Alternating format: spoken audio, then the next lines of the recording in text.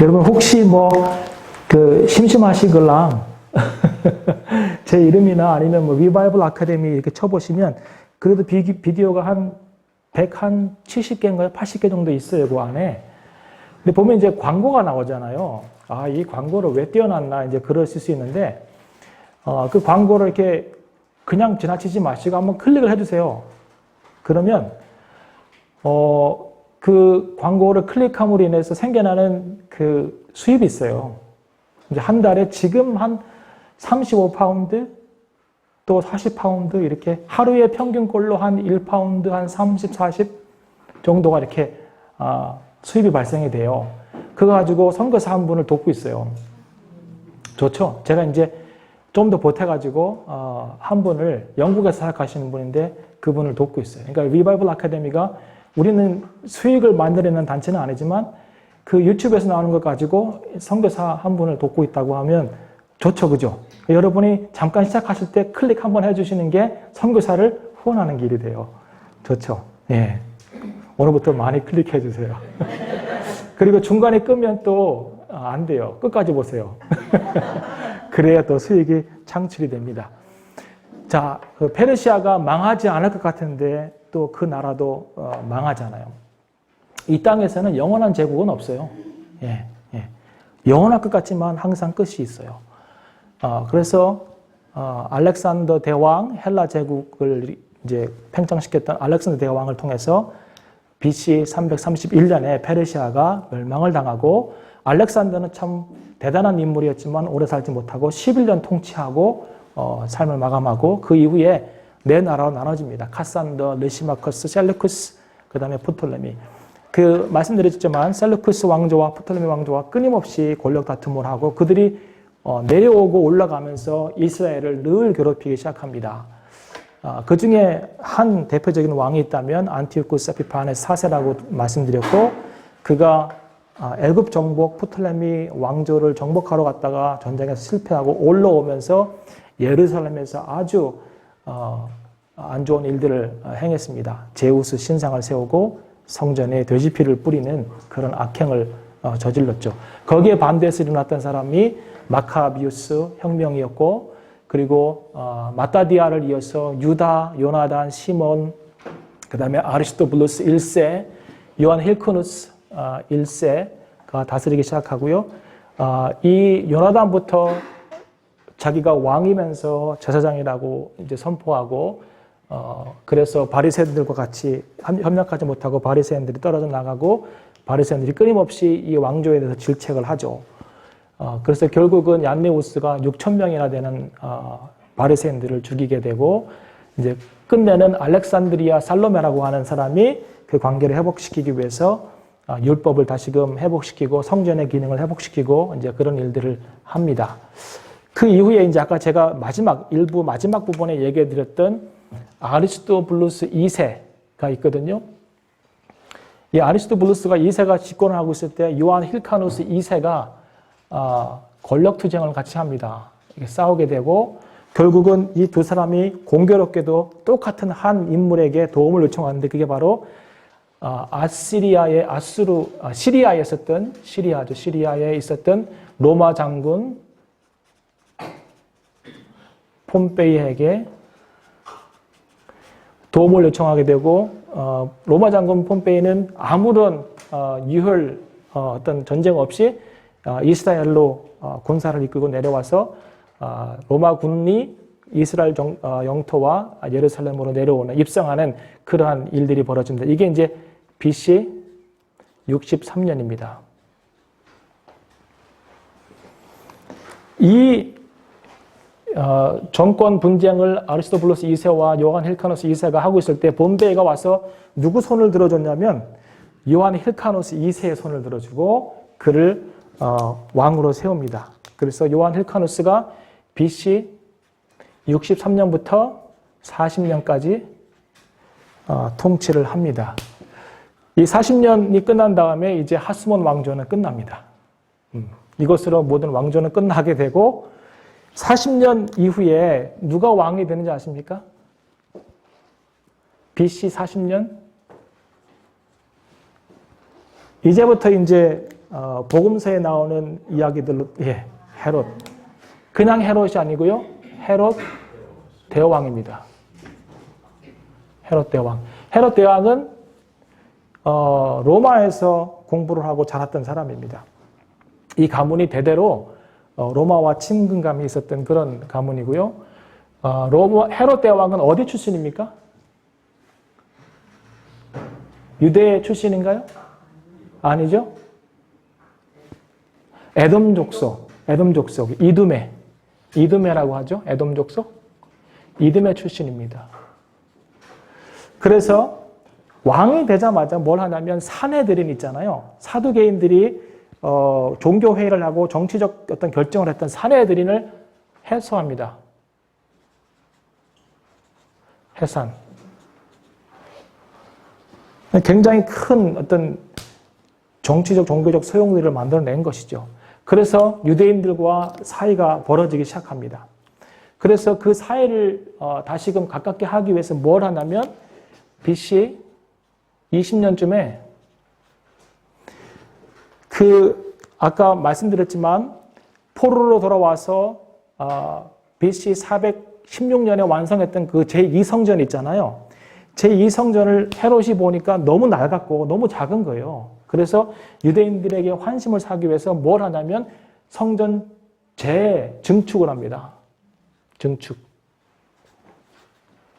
성전 재증축을. 근데 이게 쉽게 끝나지 않아요. 네. 그리고 보세요. 헤롯 대왕은 이두메 출신이니까 유대인이 아니에요. 그러니까 유대인이 아닌 왕이 성전을 지을 수 있습니까? 재건축할 수 있나요? 유대인들이 보기에는 별로 반갑지 않은 일이에요. 이 사람이 아무리 환심을 사기 위해서 한다고 할지라도. 그래서 유대인들이 협조가 별로 없죠. 그래서 이 공사가 굉장히 오래 걸립니다. 밖에 건물들은 금방금방 이렇게 완성해 가는데 안에 내부까지 하기에는 굉장한 오랜 시간이 걸려서 완성을 합니다. 그래서 헤롯 대왕이 언제까지 다스리냐면 40년에 시작해서 BC 4년까지 다스립니다. 자, 예수님이 언제 태어났을까요?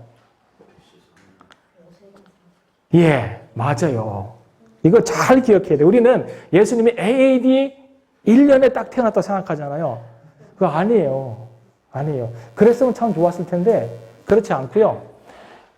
물론 이 BC가 Before Christ라고 하는 뜻이긴 하지만 아마도 BC 5세기 정도나 6세기 정도에 태어나지 않았을까 하는 생각을 합니다. 이거는 뭐 제 생각이 아니라 모든 학자들이 동일하게 생각하는 거예요. 왜냐하면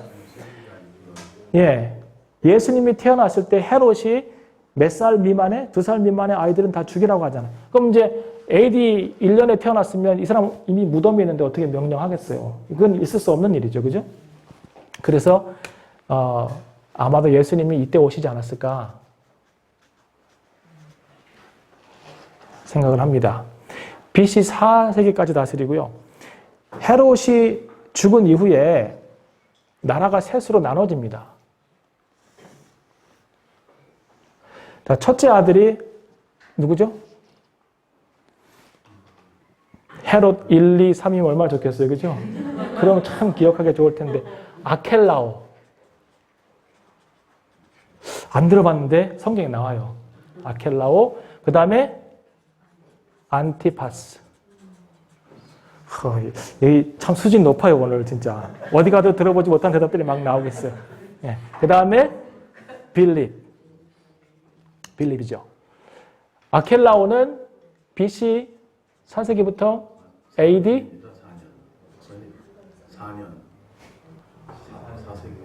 4년. 예. 제가 자꾸 그래요. 지난번에 어떤 분이 4세기라고 해가지고 제가 지난번 강의에도 그랬는데 4년이에요. 제가 점심 먹고 체했어요. 그 공기가 좀 부족해가지고 오늘 집사님이 정말 맛있는 라면과 김밥을 해주셨는데 제가 허겁지 먹다가 체해가지고 지금은 많이 좋아졌어요. 시작 때는 좀 힘들었는데 자, BC 4년에서 AD 6년까지 합니다. 아켈라오는 이때 죽은 건 아니에요, 사실은. 그 로마 왕실에 의해서 해임됐어요. 예, 해임되고 난 다음에 이 사람이 어디를 다스렸냐면 유다 지역을 다스렸거든요. 유다와 사마리아. 그림으로 보여드리겠습니다. 지중해가 이렇게 있고요. 잘 안 보이시죠?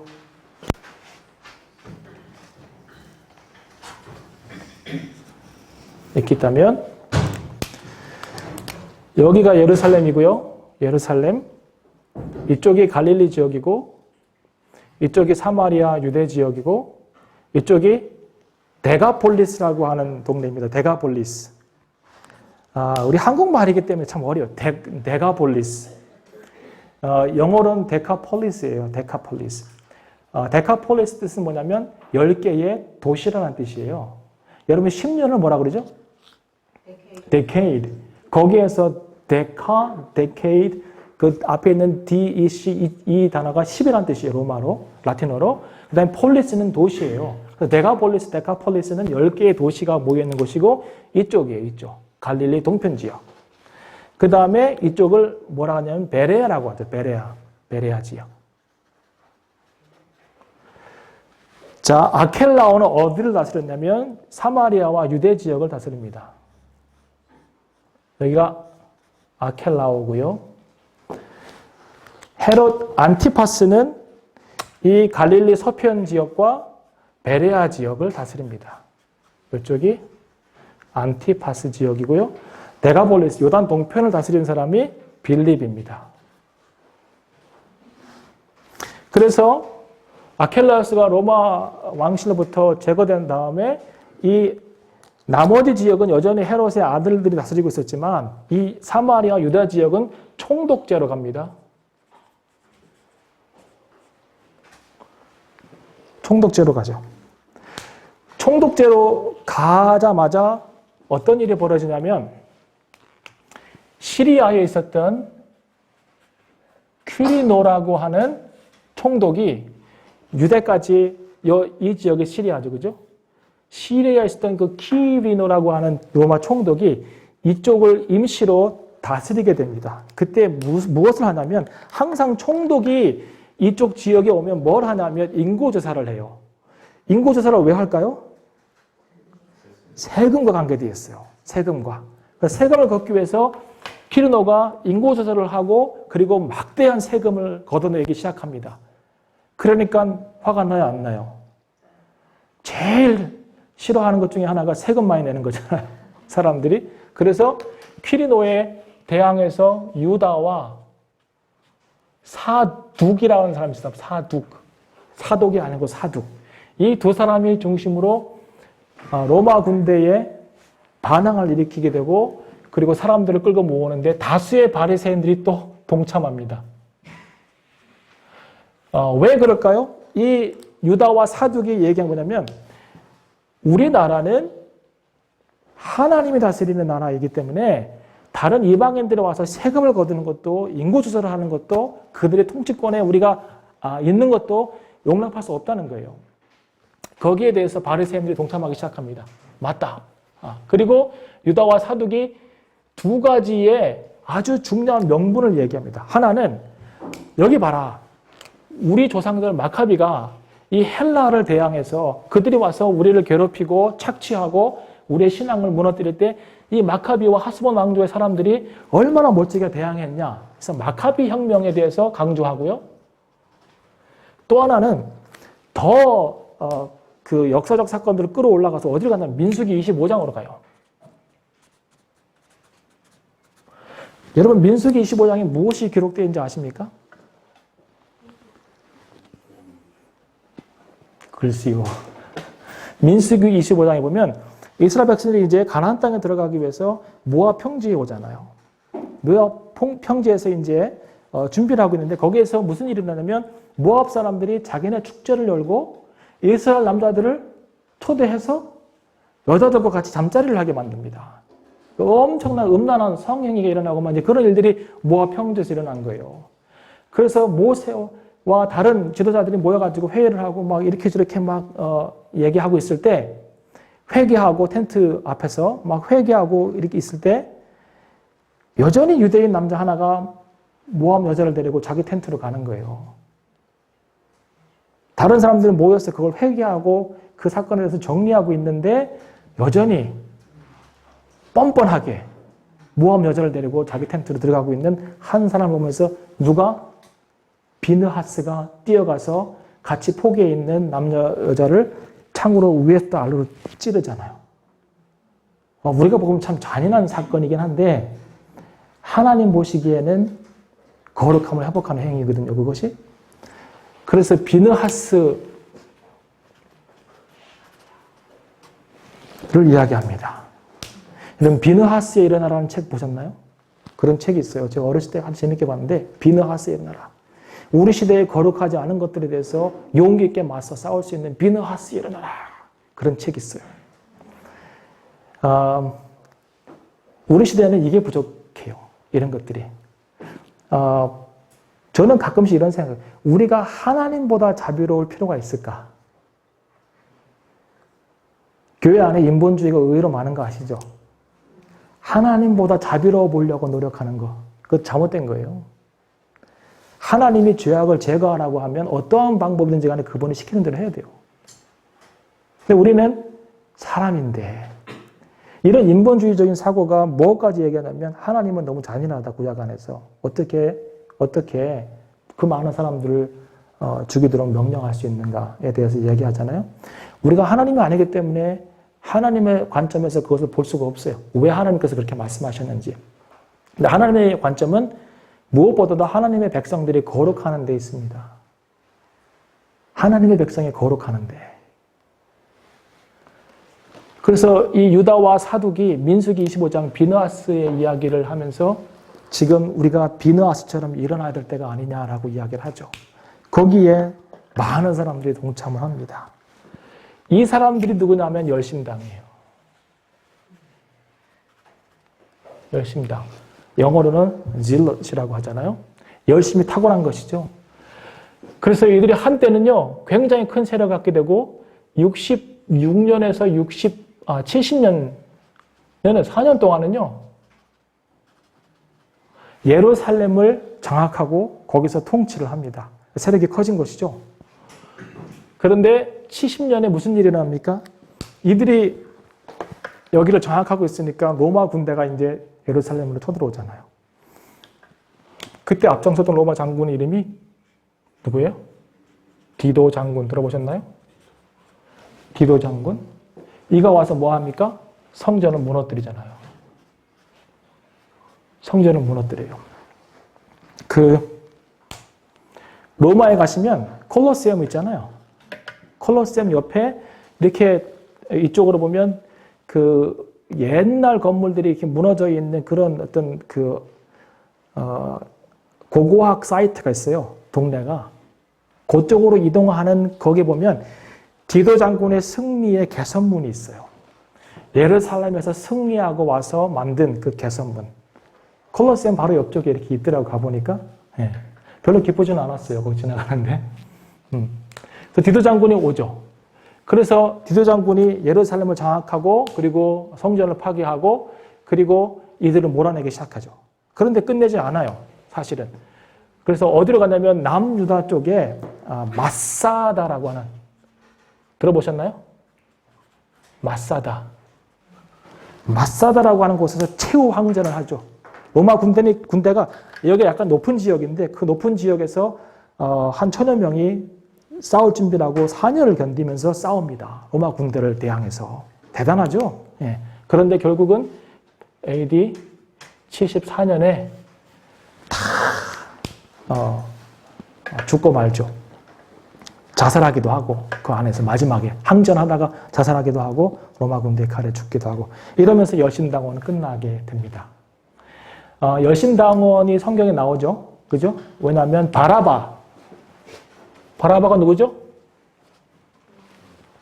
예수님과 바라바를 빌라도가 내보내서 사람들이 바라바를 원하고 예수님을 처형하라고 했잖아요. 그죠? 이 바라바가 열심당원입니다. 예. 단순한 강도는 아니에요. 굉장히 신앙심도 강했고 이스라엘의 회복과 유다의 회복을 위해서 싸웠던 그런 인물입니다. 그래서 아켈라오는 이렇게 끝나고요. 안티파스는 BC 4년부터 해가지고 AD 38년까지 이쪽 지역을 다스리고요. 그리고 빌립은 BC 4년부터 AD 34년이죠. 4년까지 다스리게 됩니다. 빌립하고 안티파스 사이에 무슨 일이 일어났나요? 예, 안티파스가 빌립의 아내 누구죠? 헤로디아를 취하죠. 예, 그래서 희생된 인물이 누굽니까? 요한이죠. 세례 요한. 그래서 안티파스는 세례 요한을 죽인 그런 왕입니다. 이 이후에 유대는 총독제로 쭉 가고 있고요. 그리고 어느 한 시점에 헤롯 아그리빠 1세가 나옵니다. 그죠? 사도행전 12장을 보시면 헤롯이라는 왕이 나오는데 이 헤롯이 뭐냐면 헤롯 아그리빠 1세입니다. 이 1세는 왕 겸 총독이었어요. 왜 이런 직책을 가질 수 있었냐면 로마 황실이 이제 역사 속에서 등장을 하는데 로마 황제 첫 번째 왕이 누군지 아십니까? 역사 속에서 배우지 않으셨나요? 로마는 이전부터 계속 있어 왔어요. 그러다가 대제국을 형성하게 되고 첫 번째 왕제가 누구냐면 옥타비누스. 이 옥타비누스가 다른 말로 말하면 아우구스투스. 아우구스트의 뜻은 존귀한 자라는 뜻이죠. 이 사람이 이제 BC 43년에 왕이 된 건 아니고요. 할아버지가 죽고 이제 삼두 정치라고 들어보셨나요? 삼두 정치가 뭘까요?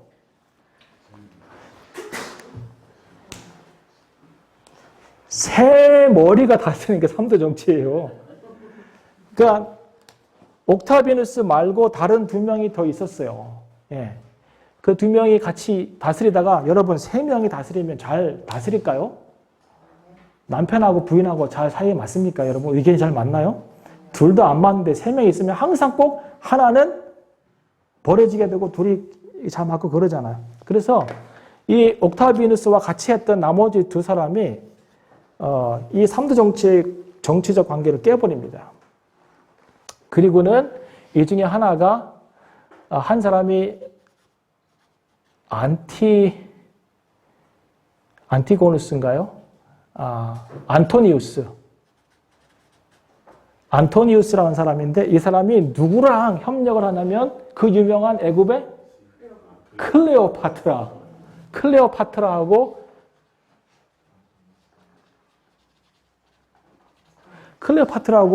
협력을 해서 옥타비누스를 공격을 하기 시작하죠. 예.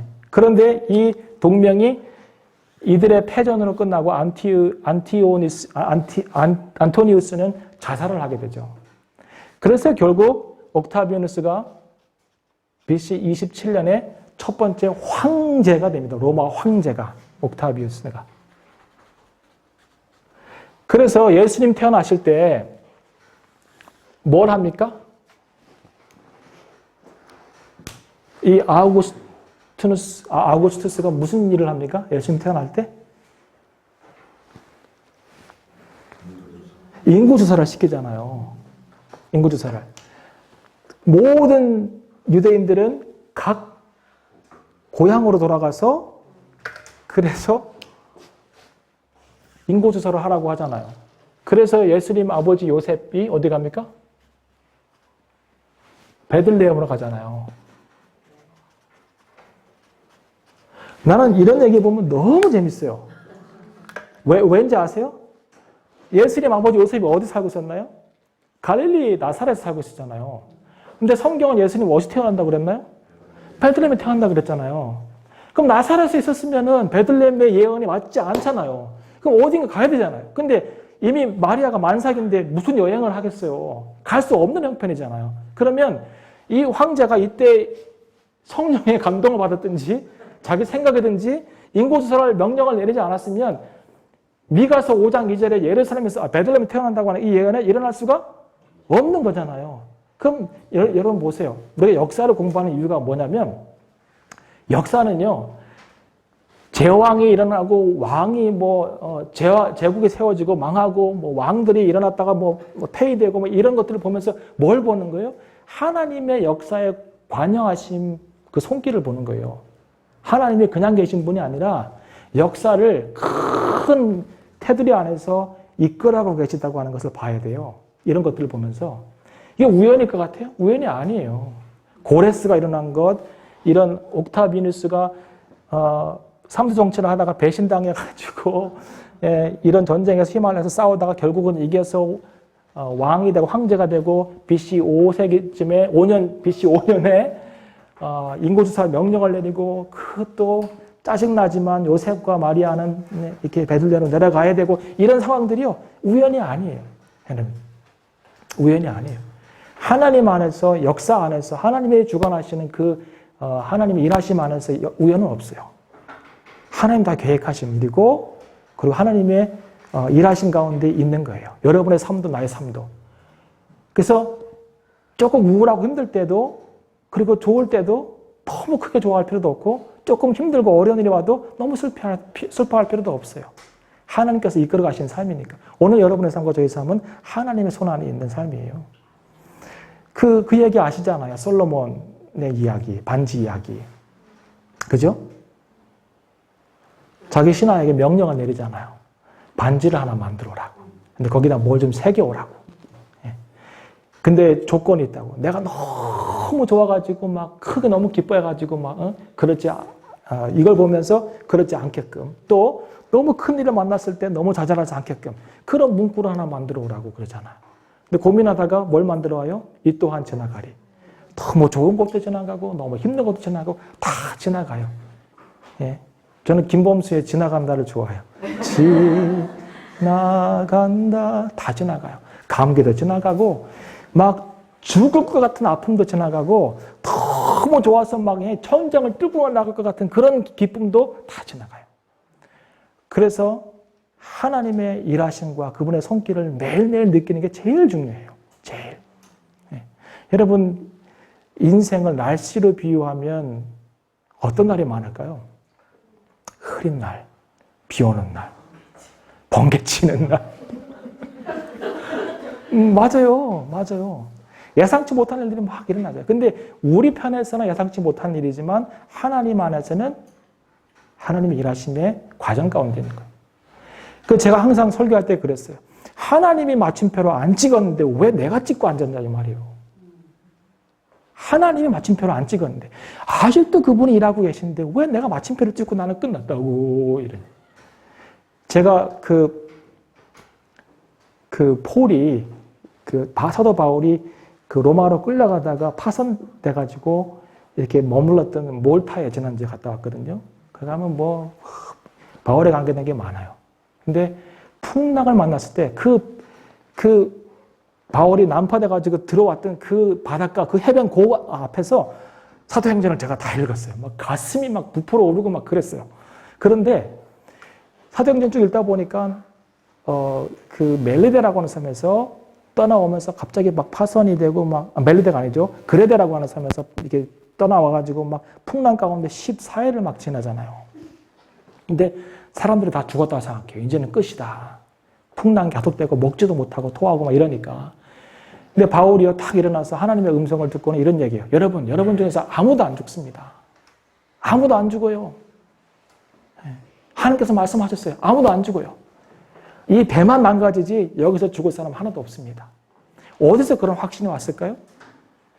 하나님께서 이미 바울이 가이사라를 떠나기 전에 말씀하세요. 너는 로마에 서서 가이사 앞에서 법정에서 나를 위해서 증거하리라 말씀하시잖아요. 그럼 바울은 로마로 가야 돼요. 중간에 죽을 수 없어요. 네. 나도 죽지 않고 여러분 죽지 않습니다. 왜냐하면 하나님의 뜻을 나는 알고 있기 때문입니다. 하나님의 뜻, 하나님의 일하심, 그리고 그분의 계획을 아는 사람은 두려울 게 없는 사람이에요. 자, 몰타에 도착해가지고 바울이 얼마나 내 생각에는 그때 나이가 60 이상 넘어갔을 텐데 그 차가운 겨울바다 나와가지고 다른 사람들은 다 이렇게 막 힘들어하는데 혼자 사사슬이 묶인 몸이 그 불을 피우려고 막 가지를 모아다가 오고 막 이러잖아요. 그래서 불을 피우려고 이제 가지를 모아다가 이렇게 불에다 탁 가지를 던졌는데 거기서 뭐가 나와요? 뱀이 나오잖아요. 그래서 뱀이 그 손가락을 확 물어버려요. 그 사람들이 다 이러잖아요. 왜냐하면 그 동네 사람들은 그 뱀이 어떤 뱀인지 아는 거예요. 근데 바울은 어떻게 돼요? 이래요? 아니, 톡 성경에 보면 털어버렸대요. 왜냐하면 이 뱀이 뭔 상관이에요. 난 로마로 갈 건데. 자, 생각해 보세요. 가끔씩 우리는 이 독이 든 뱀에 물린 것 같은 그런 삶을 살거든요. 그런 때가 오거든요. 그때 대부분 사람들은 나는 죽었다. 나는 죽었다. 이 뱀을 내가 아는데 이 뱀은 독뱀이고 나는 죽었다. 그 주변 사람들이 얘기하는 게 뭐냐면 이 사람이 바다에 심은 이렇게 도망쳐 나왔지만 결국 여기서 죽는구나라고 막 얘기하잖아요. 이 뱀은 독뱀이고 이 뱀에 물려서 살아나는 사람은 아무도 없다고 얘기를 하잖아요. 근데 바울은 상관없어요. 그 뱀이 독뱀이든지 악어든지 뭐든지 간에 그냥 털어버리는 거예요. 여러분, 하나님의 계획을 알고 있다면 오늘 내가 이 자리에서 죽지 않고 내 인생이 여기서 끝나지 않는다고 믿는다면 어떤 문제가 여러분을 물어뜯을지라도 털어버리세요. 털어버리세요. 그냥 털어버리세요. 과감하게.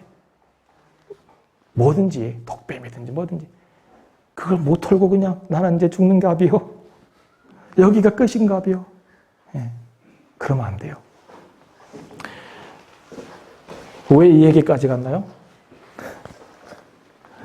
헤롯 아그리파.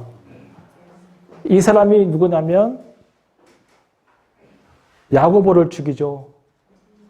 사도 야고보. 야고보가 순교해요.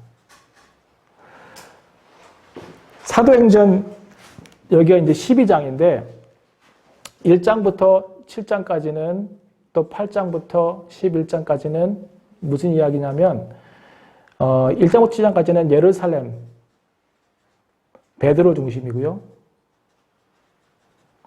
8장부터 11장은 무슨 이야기냐면 사마리아 그리고 빌립이 나오고요. 이런 이야기 진행되다가 이제 사도행전 12장에 가면 야고보가 순교하고 또 베드로가 옥에 갇힙니다. 재밌어요. 야고보는 순교하고 베드로는 옥에 갇혔다도 베드로는 풀려나죠. 그러면 누구는 순교하고 누구는 풀려나고 이게 또 왜 이래요?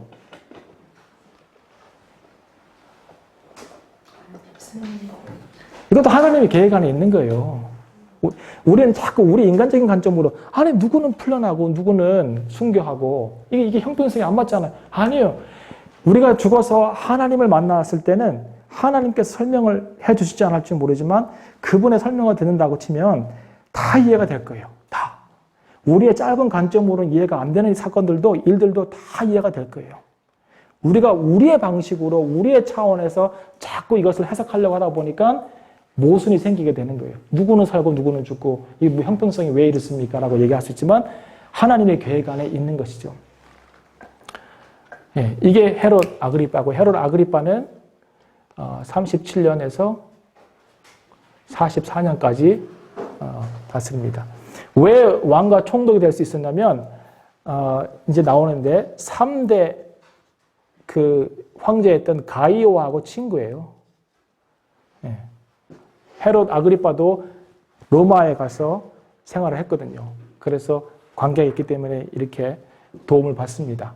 그 다음에 헤롯 아그리빠 2세가 나오는데요. 이 사람은 오래 통치합니다. 50년부터 100년까지. 자, 이 사람이 누구냐면 사도행전의 26장에 가이사랴에서 바울을 신문했던 사람이에요. 네. 그 가이사랴 총독이 새로 오고 그 새로운 총독이 헤롯 아그리빠를 방문하게 되고 방문해서 바울이라는 사람인데 어떻게 하면 좋겠냐라고 얘기했고 그 얘기를 듣고는 헤롯 아그리빠가 내려와서 가이사랴에서 직접 바울에게 해명을 듣습니다. 바울에게 기회를 주고 네가 어떤 사람인지 설명을 하라고 하죠. 이 왕이 바로 이 왕입니다. 자, 보십시오. 헬라라는 제국이 있고요. 그 다음에 여기 하스몬 왕조가 있습니다. 그 다음에 로마가 있죠.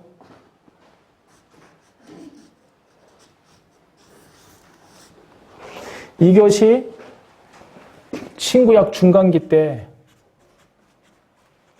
일어난 일입니다.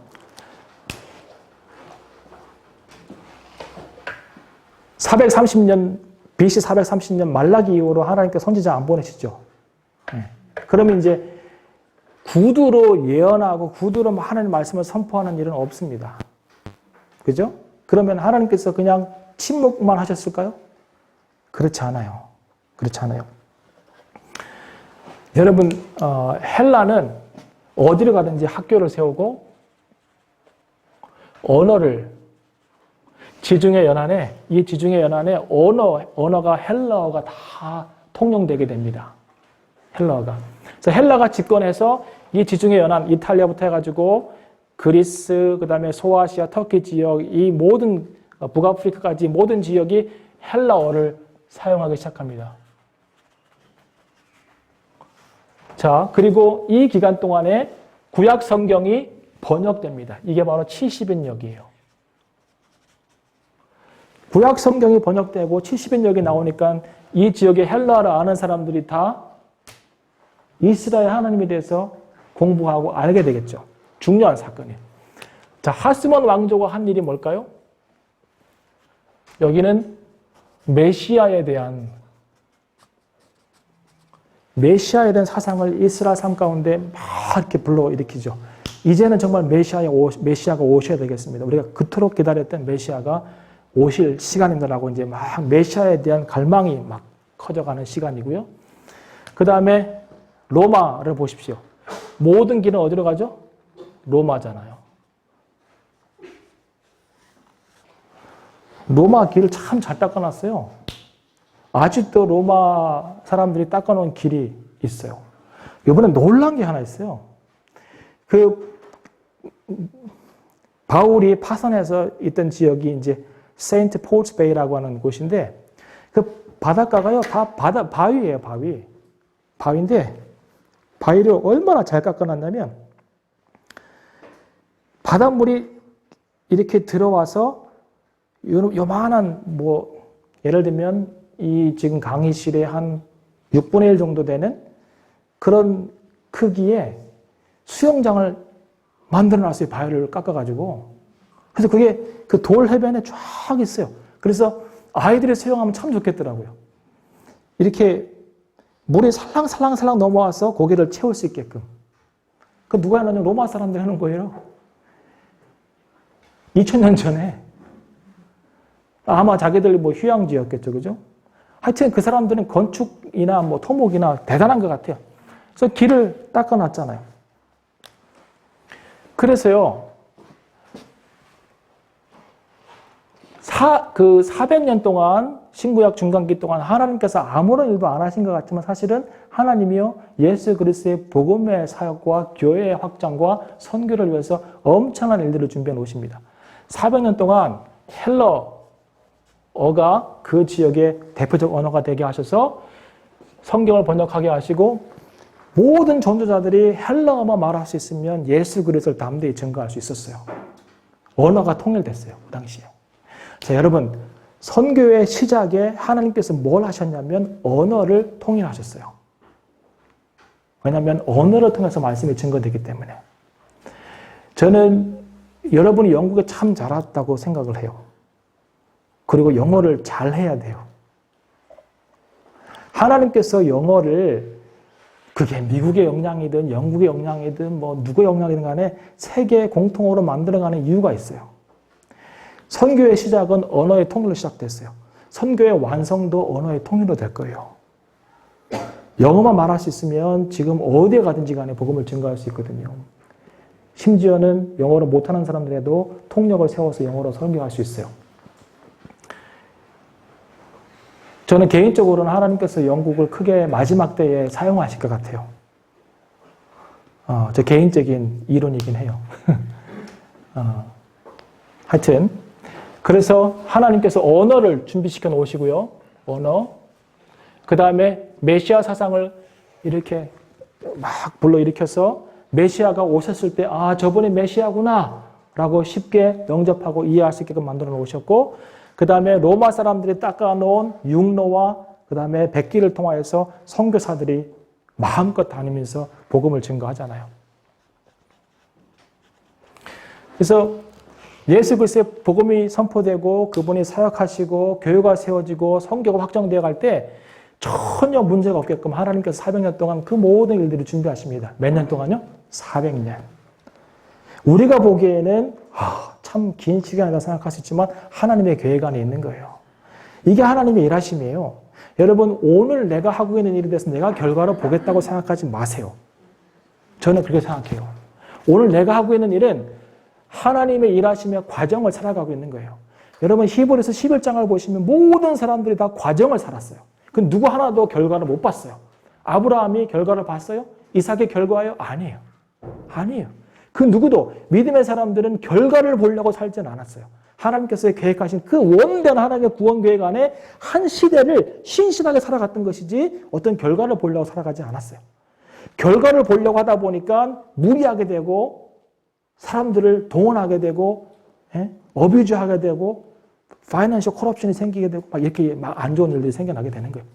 교회당 그렇게 크게 질 필요 없어요. 선교하면 되고 나눠주면 돼요. 여러분, 그 부자가 왜 어리석은 줄 아세요? 부자가? 오늘 밤 그 사람의 영혼이 떠나갈지 모르기 때문에 어리석은 것도 있어요.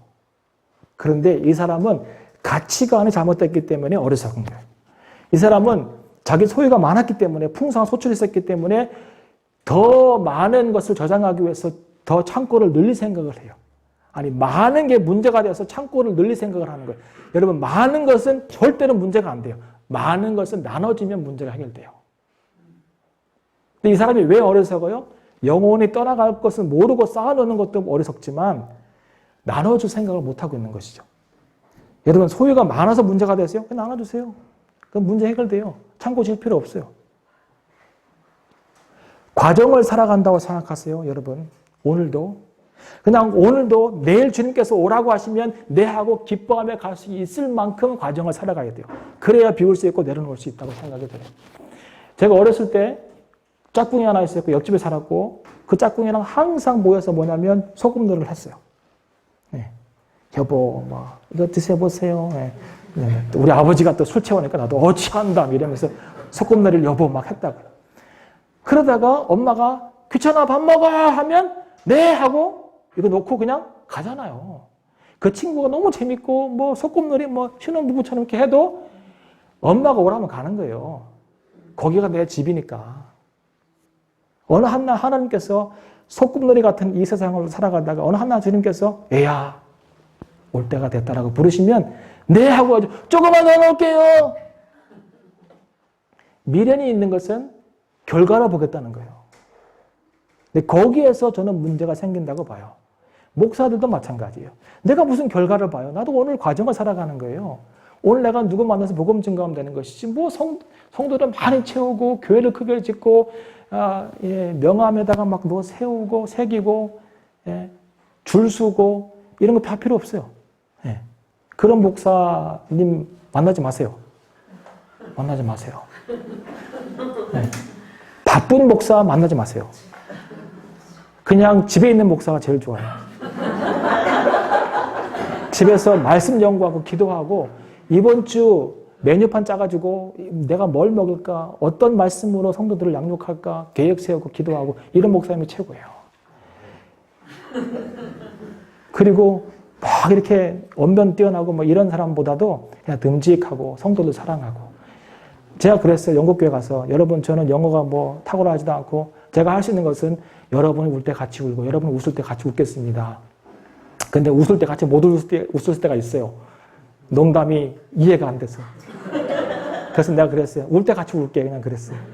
하여튼 그런 목사가 좋은 목사예요. 왜 이런 얘기 하냐면 하나님께서 성도들에게 원하시는 것은 오늘 하루도 그냥 하나님의 구속사 관점에서 큰 역사 속에서 그냥 오늘 나에게 주어진 하루의 삶을 하나님 안에서 진리 안에서 살아가기 원하시는 것이지 큰 결과물을 만들어내기 원치 않으세요. 너 뭐 하다 왔냐? 뭐 만들어냈냐? 뭘 이루었냐라고 물어보기 전에 너 나와 함께 있었냐라고 물어볼 거예요. 성경 읽다가 가장 정말 충격적인 사건은 뭐냐면 나다나엘이 빌립을 통해서 예수님께 오는데 한 번도 만난 적이 없는 예수님이 나다나엘을 향하여서 내가 너를 안다 그러잖아요. 충격이에요. 왜요? 나다나엘은 경건한 사람이라 나무 밑에서 떼양볕이 내려지는 그 나무 밑에서 기도하고 말씀을 읽는 사람이었어요. 그 나다나엘이 하나님과 교제할 때 예수님도 하나님의 신적인 존재이기 때문에 그를 아는 것이죠. 그래서 내가 너와 아버지의 교제를 통해서 내가 너를 안다고 말씀하시잖아요. 근데 마태복음 7장에 가면 무슨 일이 나면 1년에 무리들이 와가지고 예수님 우리가 예수님의 이름으로 예언을 행하고 뭐라 그래요? 귀신을 쫓아내고 능력을 행했습니다라고 얘기할 때 예수님이 내가 너희를 도저히 모른다 그러죠. 분명히 그들은 예수님의 가르침 받았고 예수님을 아는 사람일 거라고. 예수님 난 너희 몰라라고 얘기하잖아. 예수님이 이들은 아는데 모른다고 얘기하고 한 번도 못 만난 사람은 안다고 얘기하잖아. 이 차이가 뭐예요? 결과물이 중요한 게 아니에요. 귀신을 쫓아내고 뭐 이런 사역 굉장히 중요할 수 있어요. 그런데 그것보다도 내가 오늘 하나님의 은혜 안에서 거룩하게 살아가고 있는가가 중요하죠. 예수님이 요한복음 13장부터 17장까지 마지막 이제 잡히시기 전에 다락방 강화를 쭉 말씀하시잖아요.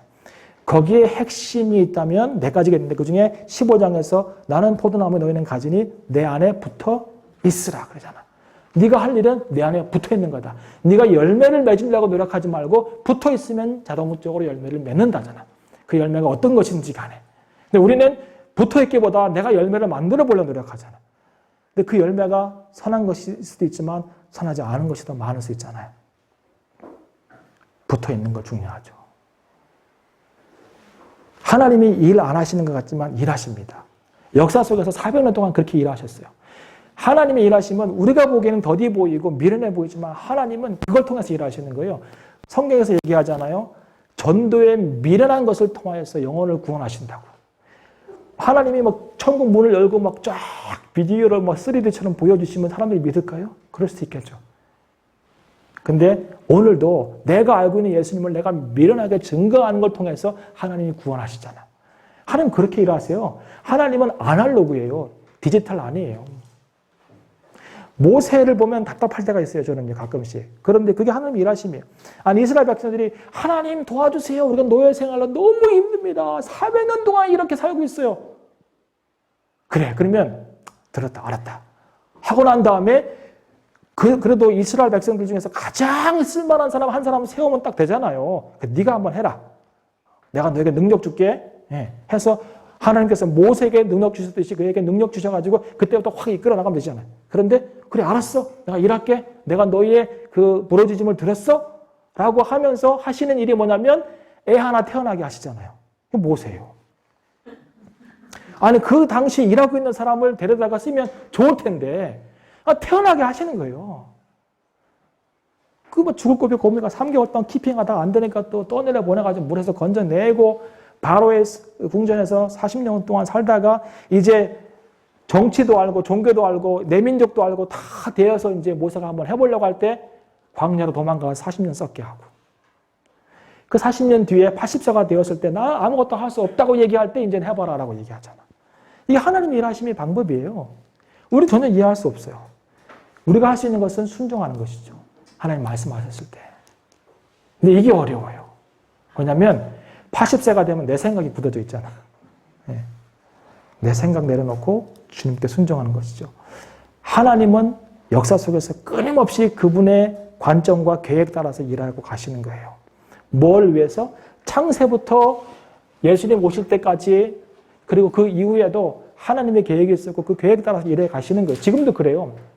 여러분 요한계시록을 읽다 보면 가슴이 막 뜨거워지는 장면이 하나 있어요. 예수님이 어린 양인데 그분이 창세전부터 선택된 것뿐만 아니라 이미 창세전에 십자가에 달렸다고 성경에 나와 있어요. 세상이 만들어지기 이전에 죄가 있기 전에 이미 그리스도와 구원자가 있었다는 거예요. 그게 하나님의 계획이에요. 그리고 하나님 그 계획을 꾸준하게 이끌어 가시는 거예요. 하나의 치밀한 실수도 없이, 하나의 어떤 작은 실수도 없이 치밀하게 그 계획들을 역사 속에서 꾸준하게 이끌어 가시는 거예요. 오늘 뭐 시리아 폭격하고 이런 사건들 다 하나님의 계획 안에서 일어나고 있는 일들이라고 저는 봐요. 네. 하나님께서 인간들에게 자유의지를 주셨는데 그 자유의지를 사용하는 것 안에서 큰 틀 안에서 하나님은 그 계획들을 이끌어 가시는 것이죠. 놀랍죠? 하나님의 일하심이. 400년이 버린 어떤 기간 같지만 아니에요. 하나님은 예수 그리스도의 복음 사역을 위해서 꾸준하게 준비해 오셨어요. 자, 왜 사복음서가 필요했을까요? 마태복음, 유대인들에게 필요한 복음이었어요. 메시아 사상. 그래서 마태복음은 예수님 뭐라고 얘기해요? 왕, 메시아 라고 얘기하는 것이죠. 마가복음 왜 필요했을까요? 로마인들에게 필요한 복음이었어요. 마가복음은 예수님을 종으로 표현합니다. 자, 누가복음 데오빌로 각하여 하면서 글을 쓰잖아요. 그죠? 누가복음 왜 필요했어요? 헬라 사람들에게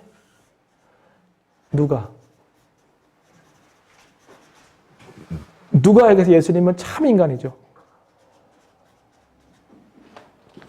그럼 요한복음 왜 필요했을까요? 요한복음은 모든 믿는 자에게 영생을 주시기 위해서 기록하신 것이죠.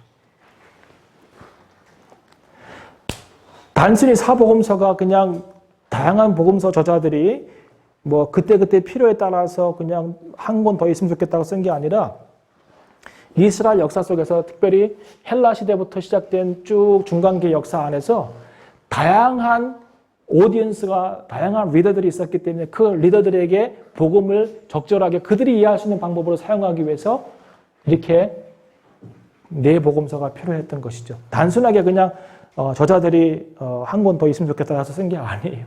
예. 그래서 사복음서가 필요한 거죠. 네 종파 사복음서, 그리고 헤롯 왕과 예수님 오심, 그리고 그 이후에 헤롯 아그리파 2세까지 우리가 공부를 했습니다. 이 다음에서는 예수님의 사역에 대해서 복음서 중심으로 공부를 하고 오늘은 마치도록 하겠습니다. 네, 10분 정도 쉬었다가 하겠습니다.